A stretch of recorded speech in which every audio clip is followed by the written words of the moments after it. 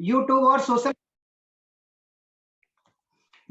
Social media के माध्यम से जो हमारी भगिनी बंधुएं, माताएं और बहनें, नन्हे मुन्ने बाल गोपाल जो कथा का रसास्वादन कर रहे हैं, उन सबके हृदय में विराजमान मेरे सर्वेश्वर भगवान को दास का कोटि कोटि प्रणाम। राधा मेरी स्वामिनी, मैं राधे तेरो दास, जन्म जन्म मोहि रखियो श्री चरणन के पास। बरसाने की राधिका नंद गांव को श्याम, इन दोनों के चरणों में दास का कोटि कोटि प्रणाम। कहते हैं, सिया राम मैं सब जग जानी, करहूं प्रणाम जोरे जोगे पानी। सिया राम मैं सब जग जानी, करहूं प्रणाम जोरे जोगे पानी। आज आपको मैं विदुर चरित्र के बारे में बताएंगे। विदुर जी की मैत्रेय जी से कैसे मुलाकात हुई और कहां पे मुलाकात हुई। इससे पहले जो आपको पिछले दिनों मैंने कथा सुनाई कि जब भगवान धराधाम छोड़ के जा रहे थे, उस समय का प्रसंग है। और भगवान श्री कृष्ण जो है ब्रह्मा जी को चतुर्थ श्लोकी भागवत का उपदेश दिए और भागवत के 10 लक्षणों को बताया। इस कथा को आपने पिछले दिनों श्रवण किया। आज जब विदुर जी तीर्थ यात्रा पे निकल गए, यानी विदुर जी जब धर्मराज धृतराष्ट्र को उपदेश देने के लिए जब हस्तिनापुर गए, तो क्या हुआ वहां पर कि बोला, महाराज आप पुत्र मोह में इस तरह से व्याप्त हैं कि ये पुत्र जो है सर्वनाश करा देगा कौरवों का। और देखिए, धर्मराज की तो आंखें अंधी थी, लेकिन धर्मराज जो है दोनों तरह से अंधे थे। एक जो सांसारिक आंखें थी, दूसरी जो विवेक की आंखें थी, वो भी अंधे थे। दोनों तरह से धृतराष्ट्र अंधे थे। धृतराष्ट्र कहते थे कि हे विदुर जी, मैं आपकी बातों से तो सहमत हूं, लेकिन क्या करूं, दुर्योधन को कैसे समझाऊं। तो धृतराष्ट्र कहते हैं विदुर जी से कि आप ही जो है दुर्योधन को समझाइए। कहते हैं, देखिए, आप स्वयं राजा होते हुए, राजा जो है, राजा का फर्ज है कि प्रजा की रक्षा करे, और मैं दुर्योधन को तो नहीं समझा सकता हूं। जब राजा नहीं समझा सकता है तो मैं तो आपकी प्रजा हूं, मैं कैसे समझा सकता हूं। इस तरह से जब उपदेश दिए तो बोले, देखिए दुर्योधन जो कह रहा है मैं उसके खिलाफ तो जा नहीं सकता हूं। तब विदुर जी कहते हैं, अब कौरवों को कोई बचा नहीं सकता है। इस तरह से जब उपदेश दे रहे थे, कहते हैं कि आप जो है दुर्योधन का त्याग कर दीजिए। और कहते, गांव में एक उदाहरण के तौर पे समझिए, अगर गांव में कोई व्यक्ति दुष्ट हो जाए तो उस व्यक्ति को निकाल देना ही अच्छा होता है। और अगर उस जिले में कोई व्यक्ति अगर दुष्ट हो जाए तो उस व्यक्ति को जिले से निकाल देना चाहिए, नहीं तो जिले का नाश हो जाता है। फिर उपदेश दिया कि अगर राज्य में कोई इस तरीके से आतंकवादी हो जाए और देश की रक्षा करनी पड़े तो उसका हमें त्याग देना चाहिए, उसे दंड देना चाहिए। इस तरह से विदुर जी उपदेश देते हैं। तो क्या होता है कि बात नहीं मानते और दुर्योधन वो बात सुन लेता है। कहता है, हे दासी पुत्र, यहां तक कि भगवान कृष्ण जो है काका श्री कहते थे और पांडव चाचा श्री कहते थे। इसके बाद दुर्योधन ने किन शब्दों का प्रयोग किया, उसके बाद विदुर जी कुछ नहीं बोले और अपना धनुष बाण रखते हैं डेहरी पे और सीधे चले जाते हैं। धनुष बाण इसलिए रखे कि कहीं धृतराष्ट्र ये ना समझे कि विदुर जी पांडव जी के साथ मिल जाएंगे जाके। और देखिए, हमारे शास्त्र में कहा गया है, गुरु, क्या कहा गया कि अगर गुरु, वैद और मित्र तीनों लोग मृदुल वाणी का प्रयोग करने लगे तो क्या होगा, उनका सर्वनाश हो जाएगा। अगर गुरु जो है सारे शिष्यों को ये कहने लगे, यानी गलत भी पढ़ रहे हैं, इस लोग गलत भी कर रहे हैं और गुरु सबकी प्रशंसा करने लगे, तो समझिए कि वो बच्चे कभी सीख नहीं सकते। इसी तरह से वैद्य अगर रोगी को देख के रोगी के हिसाब से दवा देगा तो रोग कभी ठीक नहीं होगा। और जो सचिव होते हैं, सचिव अगर राजा के हिसाब से काम करने लगे तो उस राज्य का कभी भला नहीं होगा, चाटुकारिता होती रहेगी।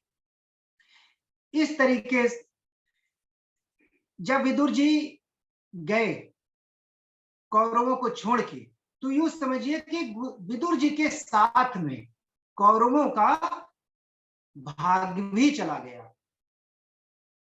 यहाँ पे मानस में कहा गया, गोस्वामी बाबा कहते हैं, सचिव वैद गुरु तीन जो प्रिय बोले भयास, राज धर्म तन तीनी करे हुई है बेगहिनास। तो गुरु जो है हमेशा अच्छे के लिए कहता है, और गुरु वही है आज संसार में हमें कमाने की और जिंदगी कैसे जी जाती है वो शिक्षा मिलती है। लेकिन गुरु तो हमें भगवत कृपा यानी भगवान से हमें गुरु ही मुलाकात कराते हैं। यूं समझिए आज के कलयुग में भगवान श्री कृष्ण कहते हैं कि एक गुरु के रूप में ही मेरा अवतार होगा। यहाँ पे देखिए भागवत में सुखदेव भगवान ने प्रमाण दिया, ब्राह्मणं ज्ञान संपन्नम विष्णु भक्त महात्मना, कि ब्राह्मण के रूप में आचार्य आते हैं और गुरु आते हैं, उनको हम सत्कार करें, उनको नित्य प्रणाम करें, और गुरु की कृपा हो जाए तो कहते हैं गुरु मेहरबान तो चेला पहलवान, फिर क्या पूछना। इस तरीके से जब विदुर जी वहां से निकलते हैं हस्तिनापुर से, तो समझिए सारे कौरव वंशी उनकी आयु कम हो जाती है और उनको भाग्यहीन यानी भाग्य मंद पड़ जाते हैं। और वैसे भी कलयुग में सुखदेव भगवान ने कहा कलयुग के पुरुषों की आयु कम होगी, मंद बुद्धि के होंगे और भाग्यहीन मंद भाग्य वाले होंगे। उसके बाद भी इस संसार में अगर गुरु के रूप में स्वयं भगवान की वाणी से मिल जाते हैं तो समझिए जीवन धन्य धन्य हो जाता है। कहते हैं क्या, अस कहीं चला विभीषण जब वहीं आयुहीन भये सब तब ही। जैसे विदुर जी गए वैसे ही कौरवों की आयु कम हो गई।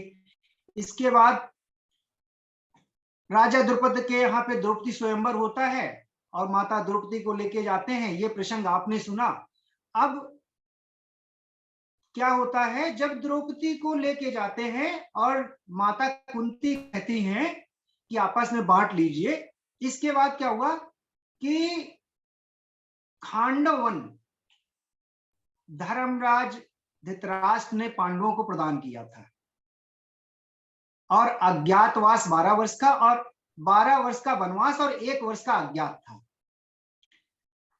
अब जैसे ही खांडवन प्रदान किया तो अर्जुन ने खांडवन अग्नि को दे दिया और अग्नि के द्वारा मैदानों की रक्षा की। मैदानों की सहायता से जो खांडवन था, मैदानों की कृपा से यानी उसकी मैदानों की सहायता से जो खांडवन था वो इंद्रप्रस्थ में परिवर्तित हो गया। और खांडव उस समय पे जब वन का भ्रमण कर रहे थे पांडव, तब क्या हुआ, हिडिंब नाम का जो राक्षस था, भैया भीम का जो है युद्ध होता है और हिडिंब मारा जाता है। हिडिंब की जो बहन हिडिंबा थी, भीम को देख के मोहित होती है, उससे विवाह हो जाता है और दोनों के सहयोग से एक पुत्र का जन्म होता है जिसका की नाम घटोत्कच होता है। अब जब 12 वर्ष का समय गुजर चुका होता है तो क्या होता है कि पांडव जो है द्रौपदी के संग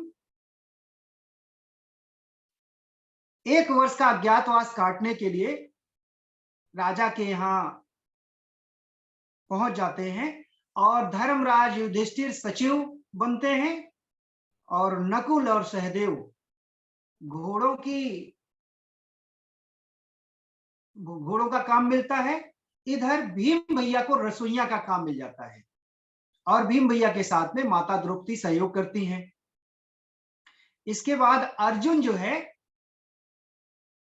स्वर्ग की अप्सरा का श्राप लगा था 1 वर्ष के लिए कि अर्जुन जो है 1 वर्ष के लिए नपुंसक हो जाए।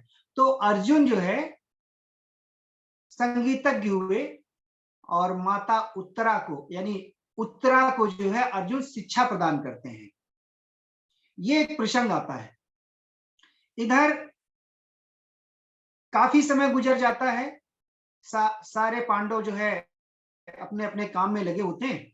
दुर्योधन का एक दैत्य जो है द्रौपदी को एक समय पे देख लेता है कि द्रौपदी साड़ी पहने हुए है। मैं थोड़ा सा विस्मित हो रहा हूं कि वो है कौन।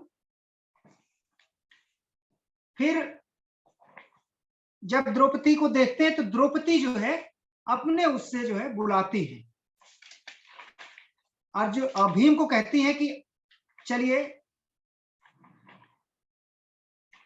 कीचक, हम कीचक नाम का जो है एक दैत्य दुर्योधन का जो है मित्र आता है, और द्रौपदी पूरा प्रसंग बताती है। तो कीचक जो है कीचक को कोने में बुलाते हैं और भीम जो है उनका कीचक का वध कर देता है।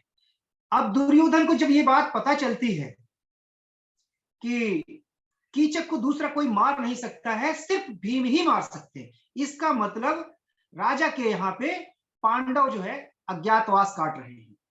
अब दुर्योधन अपनी सेना को लेकर आता है, और जब सेना को लेकर वहां पहुंचता है तो राजा का बेटा होता है, और राजा का बेटा जब कौरवों की सेना को देख के विचलित हो जाता है, तब उस समय पे अर्जुन कहते हैं कि भागो नहीं, मैं जो हूं गांडीवधारी अर्जुन हूं, मैं तुम्हारी सहायता करूंगा। और अर्जुन जो है इस तरीके से युद्ध करते हैं कि दुर्योधन की सेना को परास्त होकर दुर्योधन भाग जाता है। और फिर जब इंद्रप्रस्थ की तैयारी हो जाती है, हाँ, फिर जब राजा आते हैं और राजा देखते हैं कि राजा को पता चलता है कि ये यहाँ पे पांडव थे, और पांडव वहां राजा के आने से पहले राजा का महल खाली करके छोड़ के चले जाते हैं, और खांडवन आते हैं। खांडवन में मैदानों की सहायता से इंद्रप्रस्थ का निर्माण होता है। जब इंद्रप्रस्थ का निर्माण हो जाता है तो धर्मराज युधिष्ठिर जो है धृतराष्ट्र को सूचना प्रदान करते हैं। वहां पर दुर्योधन आता है, और ये प्रसंग आपने सुना। राजसूय यज्ञ होता है। राजसूय यज्ञ में भगवान ये कहा जाता है कि भाई अग्र पूजा किसकी की जाए। इधर नकुल कहते हैं कि अग्र पूजा किसकी करनी है, भगवान श्री कृष्ण खुद मौजूद है तो पूजा तो उन्हीं की होनी चाहिए। इधर भगवान श्री कृष्ण के जो बुआ के लड़के अपमान करने लगते हैं, 100 गालियां देते हैं। 100 गालियों तक भगवान यानी अपमान सहते, कुछ नहीं कहते। और जैसे ही 101 गाली होती, भगवान अपने सुदर्शन को याद करते और सिर कलम कर देते हैं। वहां पे उस समय जो सुदर्शन चक्र था उसकी धार बहुत तेज होने के कारण भगवान श्री कृष्ण के उंगली से रक्त निकलने लगा। माता द्रौपदी जो है, माता रुक्मणी भी थी वहां पे, ध्यान नहीं दिया किसी ने, और माता द्रौपदी ने अपनी साड़ी को फाड़ दिया और भगवान के उंगली में बांध दिया। तो भगवान कहते हैं, कृष्णा आपने इतनी नई साड़ी क्यों फाड़ दी। बाकी भगवान की जो और पत्नियां थी ना, वो सब देख रही थी, क्या करें, वस्त्रों को ढूंढ रही थी, और तब तक नहीं मिली। इधर माता द्रौपदी ने कहा कि ये साड़ी किस काम की। क्या कहा, द्रौपदी कहती हैं कि ये धोती इतनी कीमती नहीं प्रभु जो आपके रक्त निकल रहा है। सुनो प्यारे भाई घनश्याम, आपके आवे जो काम, चीर दूं मैं नसों को, या तो रेशम के धागे हैं, धागे भी पुराने ने हम माने क्या, यह दूल्हा दुल्हन के जोड़े और बाने हैं। फिर मैंने कहा फिर मैंने कहा फाड़ा है चीर, फिर मैंने कहा फाड़ा है चीर, सुनते ही पीर प्यारे चीर छोड़ भागे हैं, वे धागे भी अभागे हैं, जो न लागे काटी उंगली पर, जो लागे काटी उंगली पर, उन्हीं के भाग्य जागे हैं। यानी हम संसार के लोग कन्हैया के किसी भी काम अगर आ पाए हमारे नेत्रों से, या हमारे दोषों को दूर करके अगर हम भगवान को अर्पण कर देते हैं, माता द्रौपदी ने चीर से यह संदेश दिया कि हम भगवान के किसी भी काम आ जाएं इस पूरे जीवन काल में, तो हमारा जीवन धन्य हो जाता है। ये प्रसंग आया अब कि भगवान जो है, माता द्रौपदी का ये मैंने प्रसंग आपको बताया। अब क्या हुआ, जब विदुर जी तीर्थ यात्रा से घूम के श्री वृंदावन धाम पहुंचे, तब देखा कि उद्धव महाराज जी से वहां पर मुलाकात हो गई। उद्धव जी से जैसे मिले तो विदुर जी को लगा कि ये भगवान कृष्ण है, उनके गले मिले और पूछने लगे कि हमारे कृष्ण कन्हैया कैसे हैं और परिवार उनका कैसे है। और जब ये बात कही तब विदुर जी यानी उद्धव जी जो है दुखी हो गए और रोने लगे। उनके आंखों से आंसू निकलने लगे कि बड़े अभागे जो हैं वो द्वारिका वासी हैं, जो भगवान के साथ रहते हुए भगवान को पहचान नहीं पाए। और कि भगवान के रहते हुए जब उन्होंने नहीं पहचान पाए, इस तरह से जब बता रहे थे, क्या बोले कि भगवान जब धराधाम छोड़ के स्वधाम जा रहे थे तो उपदेश दिए। वही उपदेश उस समय पे मैत्रेय जी भी थे। क्या उपदेश दिए? तब विदुर जी कहते हैं कि मैं तो धन्य हो गया कि भगवान जाते जाते मुझे याद कर रहे थे। और कि बोले मैत्रेय जी, वो प्रसंग तुम्हें जो है मैत्रेय जी बताएंगे। बोले आप ही बता दीजिए। बोले हम तो जा रहे हैं, भगवान हमें उपदेश दे के गए हैं कि आप जो है बद्री विशाल जाइएगा और वहीं भजन करिएगा जाके। तो भगवान की चरण पादुका लेके उद्धव जी जो है बद्री विशाल के लिए चले गए। और उद्धव जी को यानी उद्धव जी ने जो है विदुर जी को उपदेश दिया कि मैत्रेय जी कहाँ मिलेंगे? हरिद्वार गंगा तट पे मिलेंगे। जैसे ही विदुर जी वहां पहुंचते हैं तो मैत्रेय जी उनका स्वागत करते हैं और क्या कहते हैं, आइए धर्मराज आइए। यहाँ पे एक कथा आती है बहुत अच्छी, जो है मांडव ऋषि की कथा है, जो धर्मराज संबोधित किया गया। स्वयं मांडव ऋषि जो है धर्मराज यमराज को श्राप देते हैं, और वही यमराज जो है दासी पुत्र के रूप में विदुर जी के रूप में कौरवों के साथ में जन्म होता है और विदुर नीति कहलाई गई। धर्म तो कौरवों के साथ भी था और धर्म पांडवों के साथ भी था। कहते हैं धर्मम परमम गति, धर्म जिसके साथ है उसी के साथ में विजय होगी। अब जब विदुर जी और मैत्रेय जी की मुलाकात होती है तो मैत्रेय जी जो है विदुर जी का स्वागत सम्मान करते हैं, और उस समय विदुर जी जो है मैत्रेय जी से प्रश्न करते हैं। क्या कहते हैं कि इस कलयुग में कलिकाल के प्राणियों को सुख कैसे मिलेगा, कौन सी भक्ति करें? तब विदुर जी ने कहा, सुखदेव जी ने एक प्रमाण दिया। क्या? सुखाय कर्माणि करोत लोको नते सुखम वान दुपारवं वा विदेन्ति भूतस्य तत एव दुखम तद्दत्र युक्तम भगवान वदेना। कि इस संसार में कैसे लोगों का, तो कहते हैं मैत्रेय जी कहते हैं कि सांसारिक लोग जो है इस संसार में जो चीज है नहीं उसी को ढूंढ रहे हैं। क्या? लोग पति पत्नी में व्याप्त हैं, माता पिता बच्चों में व्याप्त हैं, सांसारिक भोगों में व्याप्त हैं। और गीता में भगवान ने लिखा है क्या? दुखालयम, ये संसार दुख का है और इस संसार में सुख कहां मिलेगा? जब दुखालय है तो सुख कहां चाहिए? तो कहते कि संसार में आदमी दुख ढूंढ रहा है।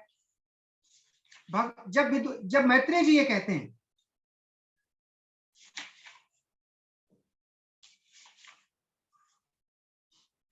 मैत्रेय जी ने उपदेश दिया, यहां पे कहा कि एक पिता ने, एक उदाहरण के तौर पे ऐसे समझिए कि एक गर्मी का समय था और एक पिता ने जो है अपने बच्चे से कहा जाइए आम ले आइए जाके।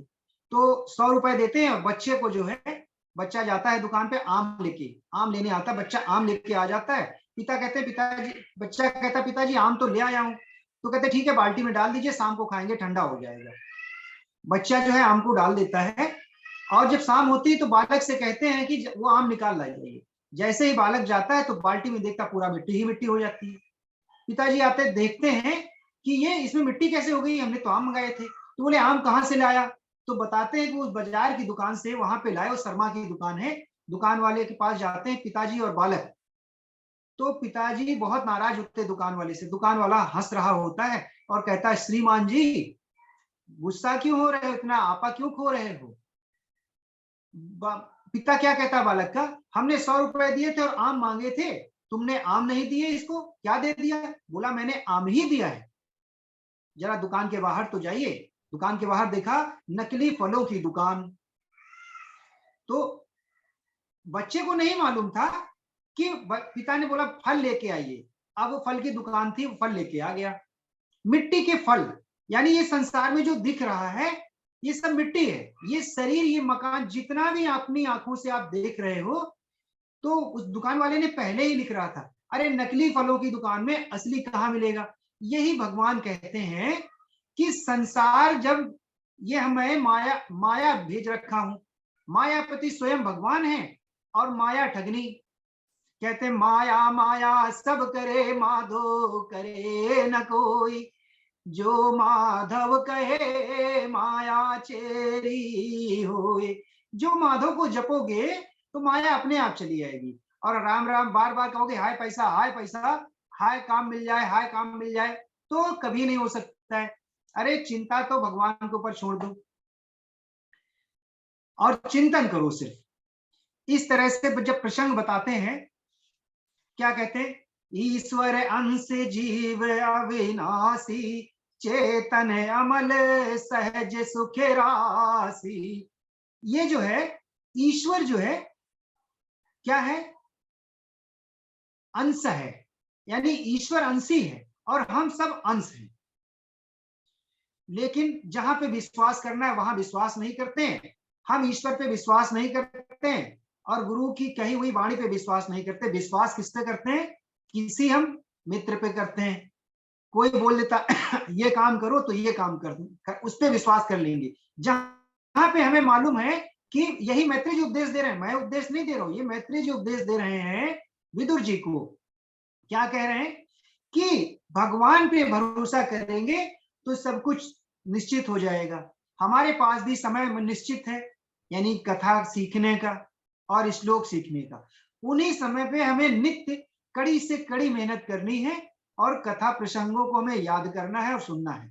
इसमें हम अगर याद कर रहे हैं और श्रवण कर रहे हैं तो उसमें हमारी कोई कृपा नहीं है। स्वयं सर्वेश्वरी ही चाहती है कि हम बन पाए और हम कर पाए, तभी हो पा रहा, नहीं तो हम बोल भी नहीं पाएंगे और हम सुन भी नहीं पाएंगे।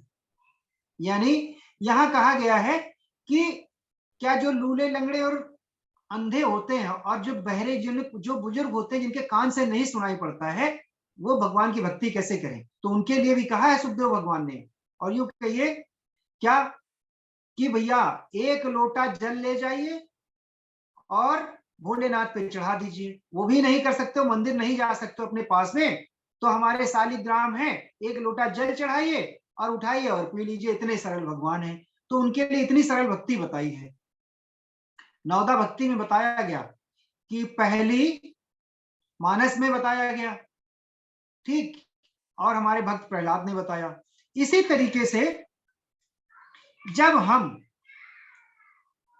भक्ति करेंगे भगवान की, तब हम कुछ ना कुछ कृपा जरूर होगी। और कुछ ना कुछ नहीं, बहुत कृपा होती है।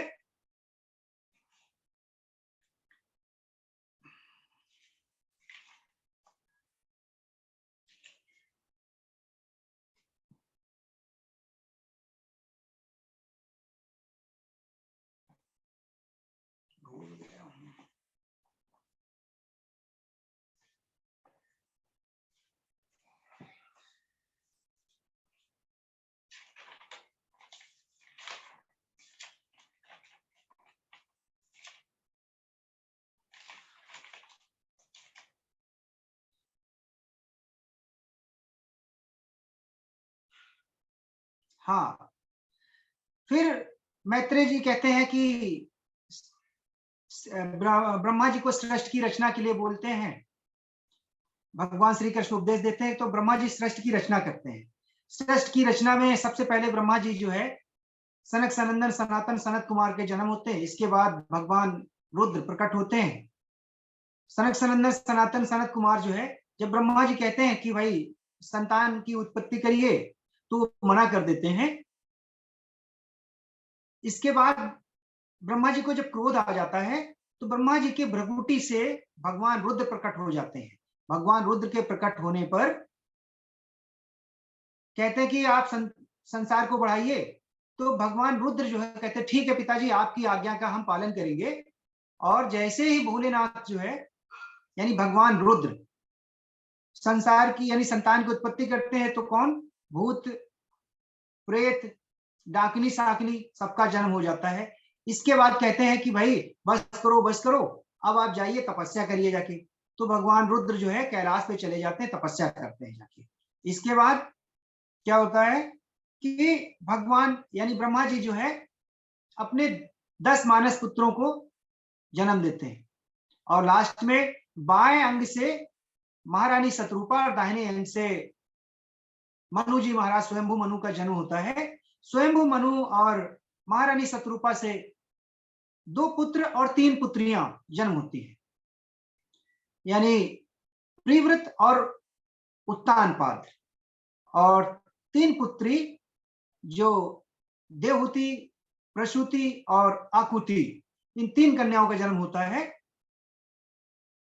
यानी यहां से मैथुनी सृष्टि का निर्माण होता है। इसके बाद प्रसंग आता है कर्दम मुनि और माता देवहूति का, कि वर्षों वर्षों जो है कर्दम मुनि से ब्रह्मा जी कहते हैं कि जाइए विवाह करिए। तो कहते ठीक है। यानी कर्दम मुनि महाराज जो है 10,000 वर्ष तक तपस्या करते हैं। और जब तपस्या करते हैं तो भगवान श्री कृष्ण बड़े प्रसन्न हो जाते हैं। इसके बाद उनकी तपस्या से प्रसन्न होने के बाद में उन्हें वरदान देने आते हैं और क्या कहते हैं कि उठिए महात्मन, आपने इतने वर्षों तक तपस्या की, मैं तुम्हें वरदान देने आया हूं। तो कहते हैं प्रभु कि मेरी एक इच्छा है, क्या, कि मुझे विवाह करना है। भगवान बड़े दुखी हो जाते हैं और कहते हैं अरे तुम विवाह के लिए इतने चिंतित, तो इतने वर्षों तक तपस्या करने की क्या जरूरत है, ऐसे ही बोल देते तो तुम्हारा विवाह हो जाता। तो भगवान फिर भी जो है कहते ठीक है, आज से दूसरे दिन जो है महाराज मनु और महारानी शत्रुपा यहाँ पर आएंगी और उनकी कन्या देवहूति से तुम्हारा विवाह होगा। इधर देव ऋषि नारद मुनि जो है मनु जी महाराज को कर्दम मुनि के बारे में पहले ही बता चुके होते हैं कि कर्दम मुनि जी ऐसे हैं और इतने तपस्वी हैं, सारे धर्म कर्म को मानने वाले हैं। सोने का रथ तैयार करते हैं, महारानी शत्रुपा और माता देवहूति को बैठा के लाते हैं। अब वहां पे कहते हैं कि राजन, मैं अपनी पुत्री का विवाह आपके साथ करना चाहता हूं। तो कर्दम मुनि तो पहले ही आतुर थे कि हमारा विवाह हो जाए। कहते ठीक है, लेकिन मेरा एक यहाँ पे प्रतिज्ञा है कि मैं विवाह तो जरूर करूंगा, लेकिन संतान होने के बाद में मैं तपस्या करने चले जाऊंगा। अब देखिए, एक कन्या हो, अगर कोई वर, कोई लड़का किसी लड़की को देखने जाता है और लड़का अगर ये कह दे कि भाई ठीक है, जब बच्चे हो जाएंगे तो मैं घर को छोड़ के चला जाऊंगा, तो मुझे नहीं लगता है कि आज के संसार में कोई कन्या शादी करने के लिए तैयार होगी। लेकिन जो विवेकशील कन्या होगी वो कहेगी ठीक है। क्यों? क्योंकि कर्दम मुनि के पास में यानी संसार में भी, इस कलयुग में भी ऐसे लड़के हैं कि जिनके पास ज्ञान भी है और धर्म को मानने वाले हैं और पैसा भी है। यहाँ पे ये उपदेश दिया गया कि देखिए, कर्दम मुनि जी के पास में सारी शक्तियां थी और आज कोई काबिल योग्य वर मिल जाए तो उस कन्या को माता देवहूति की तरीके ही करना चाहिए। माता देवहूति ने कहा ठीक है, मैं जो है आपके साथ शादी करने के लिए तैयार हूं। इधर गंधर्व रूप से माता देवती का विवाह कर्दम मुनि के साथ होता है और महाराज बहुत सा दहेज देते हैं। दहेज देने के बाद में महारानी शत्रुपा और मनु जी महाराज जो है रथ में आरूढ़ होके अपने धाम को चले जाते हैं। और आज की कथा को मैं यही विश्राम देता हूं। बहुत सारी त्रुटियां हुई है, क्षमा चाहता हूं आज के लिए। धन्यवाद। कर्पूरे गौरम करुणावतारम संसार सारम भुजगेन्द्रहारम सदा वसंतम हृदयारविंदे भवम भवानी सहितम नमामि। तुमेव माता च पिता तुमेव बंधु च सखा तुमेव विद्या द्रविड़म तुमेव सर्वं मम देव देवा। राधा जी बड़ी भागिनी कौन तपस्या कीन लोक 14 भुवन सुतेरे हुए अधीन। जय जय श्री राधे श्याम। आज गुरु जी बहुत सारी गलतियां हुई हैं हमसे। चलिए बोले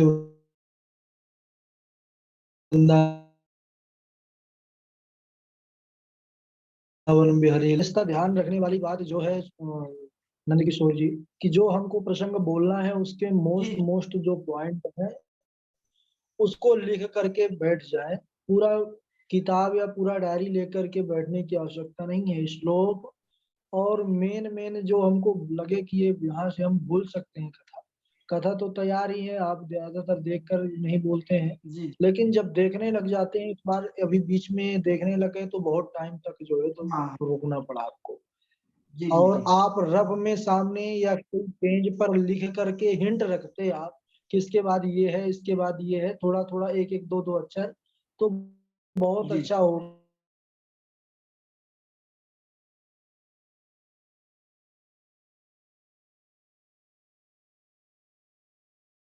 भविष्य के लिए। ठीक है, जी जी बहुत जी जी बहुत अच्छा है।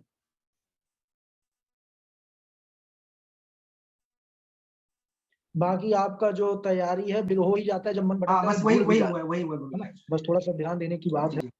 जी जी जी।